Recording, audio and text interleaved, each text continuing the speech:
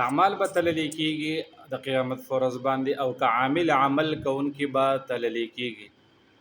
نو روایتونه دا معلومیږي چې اعمال به تللی کیږي او اعمال له الله تبارک وتعالى خپل اعمال له الله تبارک وتعالى خپل شکلونه ورکوي، لکه نیک عمل چې وته مونږ وایو، او بد اعمال له الله تبارک وتعالى بد شکلونه ورکوي. اعمال با تللی کیږي د قیامت فرض باندې. دا یا عبد الله بن عمر رضی الله تعالی عنه فرمایي چې اعمال به نه تللی کیږي بلکې عمل نامې به تللی کیږي.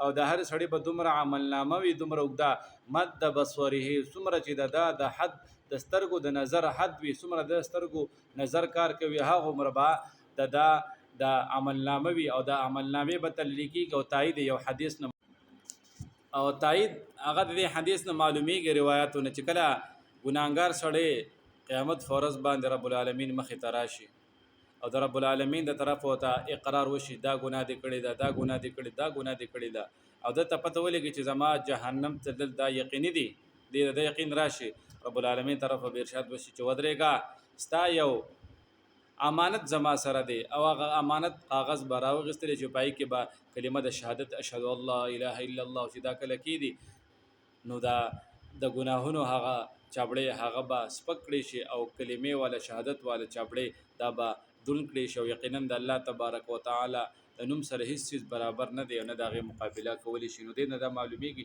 چې عمل نامې به تللی او یا دا معلومیږي روایتو کې راځي چې عمل کول والا عامل با تللی کیږي، عمل کول والا سړی به تللی کیږي.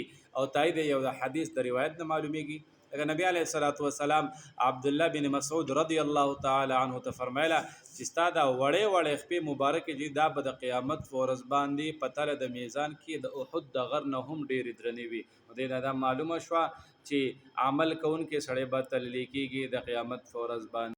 او یا دا دی چې اعمال به په خپله تللی کیږي، لکه څنګه چې مثال په دنیا کې تبه ده تبه معلومیږي خو معلومیږي چې دومره تبه ده ګرمي ده یخني ده دومره درجې یخني ده دومره درجې هغه ګرمي ده یا جاز په دومره اوچتوالي کې روان دی د ځمکې نه دونه فاصله باندې، نو دا هغه اعراض دي خو بیا هم معلومیږي.